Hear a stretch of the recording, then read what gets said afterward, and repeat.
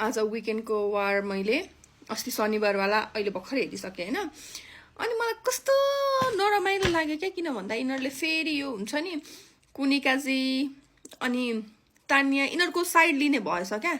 यो तानियाको त image white वास गर्ने टाइपको यताउता गर्छ कि जस्तो लाग्यो क्या, किन भन्दा सबैजनाले हेरेको अनि उनीहरूको त्यो कमेन्टै भरि आइरहेछ कि तानिया यस्तो गरिरहेछ यस्तो भनेपछि त्यो उनीहरूलाई मात्रै मेकर्सलाई मात्रै कसरी लाग्छ कि यो मान्छेले एकदम राइट गइरहेछ भनेर होइन।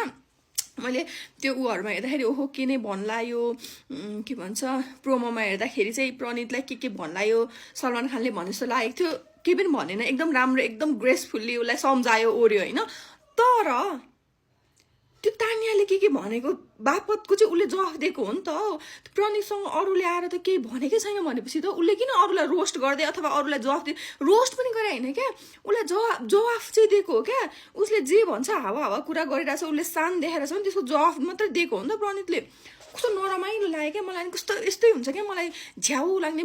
अस्ति नैको पालीमा त्यो पूजा भट्ट होइन अनि बेबिका के थियो उनीहरूको टिम लागेर पूजा भट्टलाई त ओहो महारानी न जस्तो त्यो उसलाई कुनिकालाई पुरै महारानी ठुलै काम कस्तो ज्ञानी जस्तो गरेर सलमानको साथी रहेछ नि त ऊ होइन, फिल्महरूसँगै गरेको। अनि उसको टिम लागिरहेको थियो, म त कस्तो हेर्दिनै होला जस्तो भएको क्या, हेर्दिनै होला जस्तो क्या। कस्तो माया त्यो जिकेको पनि माया लागेको। अनि त्यसरी प्रणीतको अति माया लाग्यो क्या मलाई, अति माया लाग्यो क्या। किन भन्दा चाहिने कुरामा चाहिँ बरु भन्दा हुन्छ नि मेरो रोस्ट तैँले गरेको थिइस् भनेर बरु गाली गरे भए मलाई केही लाग्दैन थियो होला कि। तर त्यो तानियाको गल्ती हुँदै पनि गल्ती नभनौँ, तानियाले आएर सान देखाएर ठुलो कुरा गर्दाखेरि उसले त्यति जवाफ दिएको त हो नि त होइन। अनि अब त्यस्तै हुन्छ क्या त्यो ग्रुपमा त्यहाँनिर बसेर टिभीभित्र उनीहरूलाई त बाहिर के भइरहेछ थाहा छैन।